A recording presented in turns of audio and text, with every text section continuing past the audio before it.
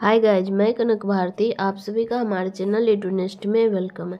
Guys आज जो है 21, 12 और 23 है, मतलब आज 21 तारीख है दिसंबर का। और आज ये लेटर आया है बीपीएससी की तरफ से, जो कि रिजल्ट और काउंसलिंग के संदर्भ में। तो इसमें देखिए, ये दिया हुआ विज्ञापन संख्या 27/23 अध्यापक नियुक्ति प्रतियोगिता परीक्षा के संदर्भ में ये नोटिस है। विज्ञापन संख्या 27 गाइज ये वीडियो थोड़ा लंबा है क्योंकि ये 3 पेज का आपका ये नोटिस है, तो हर पॉइंट को देखना जरूरी है क्योंकि आप एक भी पॉइंट स्किप नहीं कर सकते। अगर स्किप करिएगा तो कुछ ना कुछ कहीं ना कहीं मिसअंडरस्टैंडिंग हो सकता है, तो इस वजह से आपको सारा पॉइंट देखना ही होगा। तो वीडियो में अंत तक बने रहिए ताकि सारा इन्फॉर्मेशन आप समझ सकें, और अगर आपका रिजल्ट होता तो उसके अकॉर्डिंग आप काम कर सकें।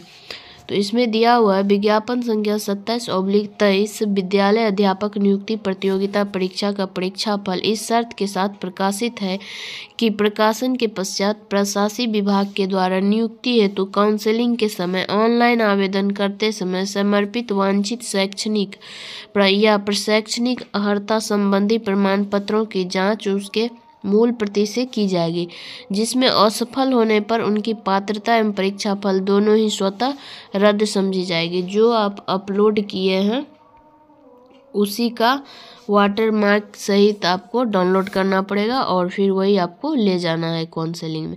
आगे दिया, इसलिए आवश्यक है कि अभ्यर्थियों द्वारा ऑनलाइन फॉर्म भरते समय अपलोड किए गए कागजात दस्तावेज को डाउनलोड कर सत्यापन के समय सक्षम प्राधिकार या प्रशासनिक विभाग के समक्ष उपस्थापित करेंगे। अभ्यर्थियों द्वारा अपलोड किए गए सभी दस्तावेज पर डाउनलोड करने पर उसमें स्वतः रजिस्ट्रेशन सहित नया वाटरमार्क अंकित रहेगा, जो पूर्व के वाटरमार्क से भिन्न होगा। फेज 1 में जो वाटरमार्क यूज किया गया था वो यहाँ पे रिपीट नहीं होगा, यहाँ पे नया वाटरमार्क आएगा। आगे दिया हुआ, अतः उक्त परीक्षा से संबंधित सशर्त रूप से सफल अभ्यर्थियों को सूचित किया जाता है कि अभी कौन सफल है कौन असफल है ये नहीं पता है, लेकिन ये मतलब सफल को इंडिकेट करके बोल रहा है। ऑनलाइन आवेदन करते समय आयोग के पोर्टल पर अपलोड किए गए अपने सभी प्रमाण पत्रों को डाउनलोड कर, जिस पर आयोग का वाटरमार्क होगा, प्रशासनिक विभाग के द्वारा आयोजित काउंसलिंग में प्रस्तुत करेंगे। आयोग के वाटरमार्क के बिना कोई प्रमाण पत्र मान्य एवं स्वीकार नहीं होगा। कोई नया प्रमाण पत्र अपलोड कर पुनः डाउनलोड कर जमा करने की व्यवस्था मात्र संबंधित प्रशासनिक विभाग के अनुशंसा पर ही अभ्यर्थियों को दी जाएगी, अन्यथा नहीं। आगे दिया, अभ्यर्थियों के स्वास्थ्य या दिव्यांगता या आरक्षण से संबंधित प्रमाण पत्रों की जांच प्रशासनिक विभाग द्वारा कराई जाएगी। 40% है दिव्यांगता के लिए, अगर आप 40% डिसेबल है तभी आपका वो सर्टिफिकेट बनाएगा और फिर वो अप्लीकेबल होगा।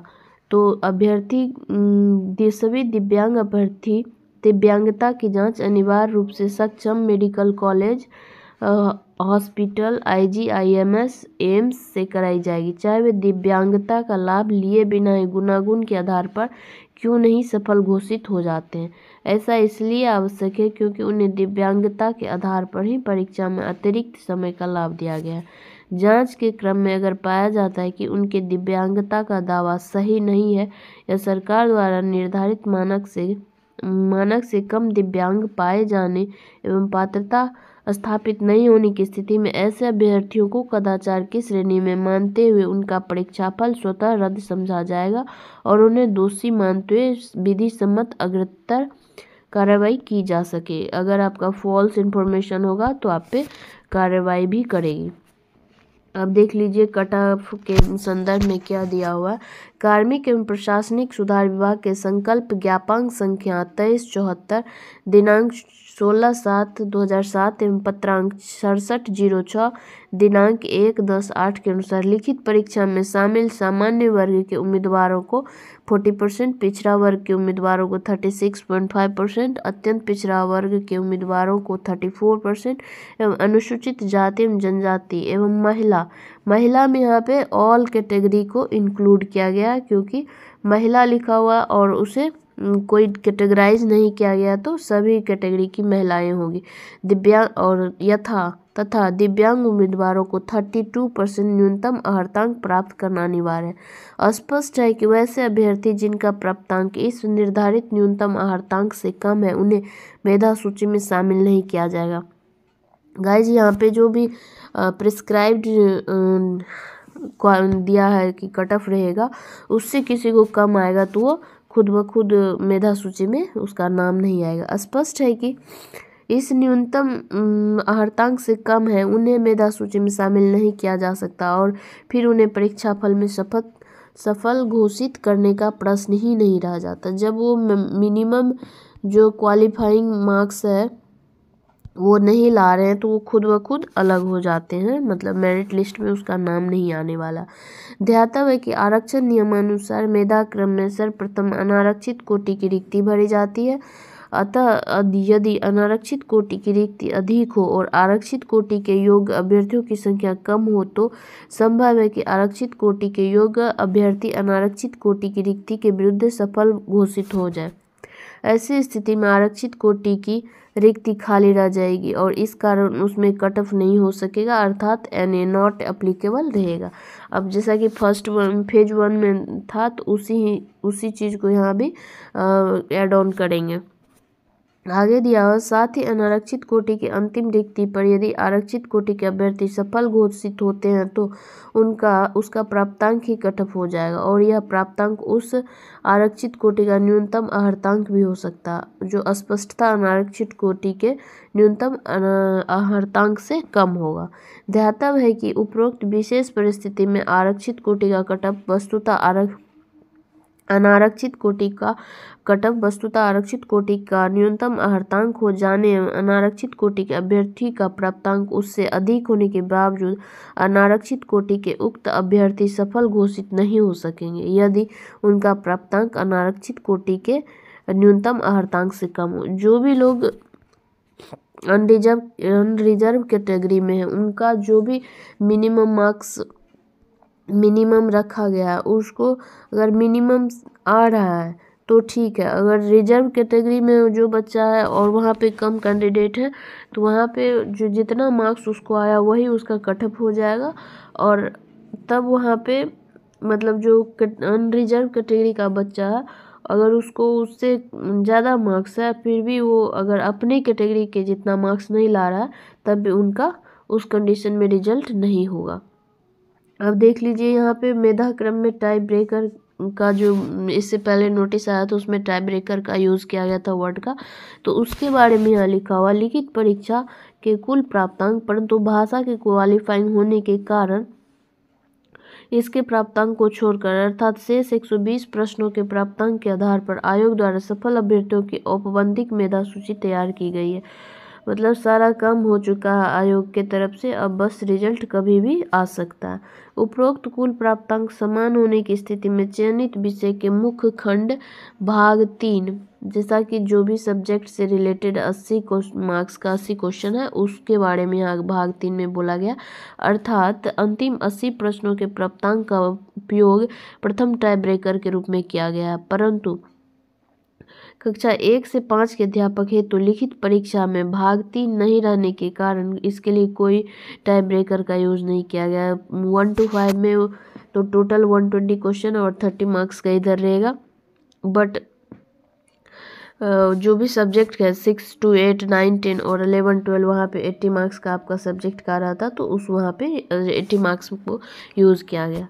आगे दिया हुआ है टाई ब्रेकर 1 के बाद भी समान अंक होने की स्थिति में टाई ब्रेकर 2 में भाषा भाग के प्राप्तांक का उपयोग कक्षा 1 to 5 के अध्यापन हेतु किया जाएगा, परंतु अन्य कक्षाओं के अध्यापकों हेतु भाषा भाग में गैर हिंदी अभ्यर्थियों के पाठ्यक्रम के अनुसार अलग से प्रश्न नहीं रहने के कारण सभी के लिए समान अवसर और लेवल प्लेइंग फील्ड प्रदान करने हेतु बिहार राज्य विद्यालय अध्यापक नियुक्ति स्थानांतरण अनुशासनिक कार्रवाई एवं सेवा शर्त नियमावली 23 की कंडिका 7 की उपकंडिका 5 के तहत न्यूनतम अर्हतांक नियत करने के विवेकाधिकार का उपयोग करते हुए तथा विज्ञापन की कंडिका 6 चयन प्रक्रिया के अनुसार न्यूनतम अर्हतांक को आवश्यकता अनुसार शिथिल करने के प्रावधान के तहत भाषा भाग में न्यूनतम अर्हतांक 0 घोषित किया गया। जो भी इनका दिया हुआ है कानून, मतलब लॉ, अकॉर्डिंग टू लॉ, वो सारा चीज़ यहाँ पे यूज करके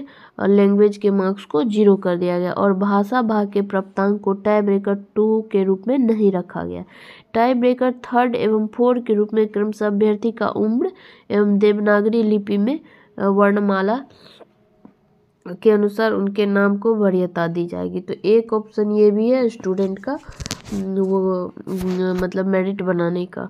आगे दिया हुआ है महत्वपूर्ण प्रावधान एवं शर्त, ये NIOS के लिए दिया हुआ है। जैसा कि माननीय सर्वोच्च न्यायालय की civil appeal NOS/23 arising out of SLPC NOS 23/583/84 of 2022 एवं SLPC नंबर 2394/3 ऑफ 2022 में दिनांक 28/11/23 को पारित न्यायाधीश national institute of opening school NIOS के द्वारा खोला एवं दूरस्थ शिक्षा के माध्यम से प्राथमिक शिक्षा में 18 महीने का डिप्लोमा की मान्यता समाप्त कर दी गई है।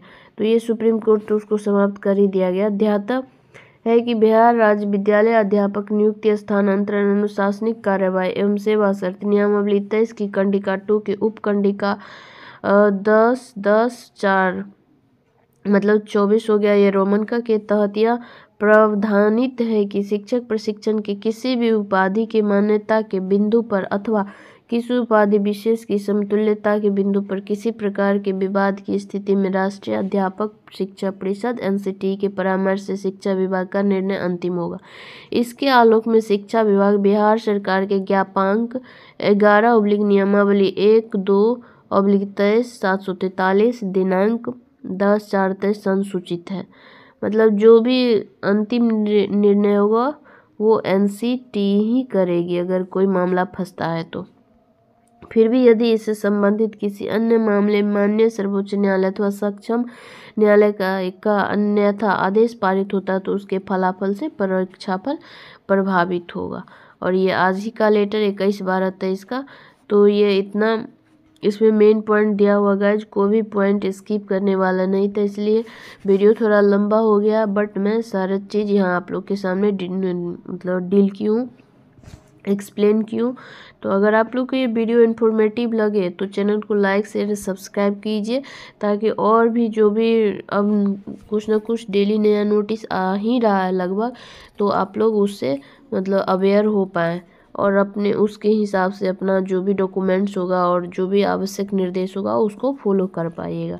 धन्यवाद।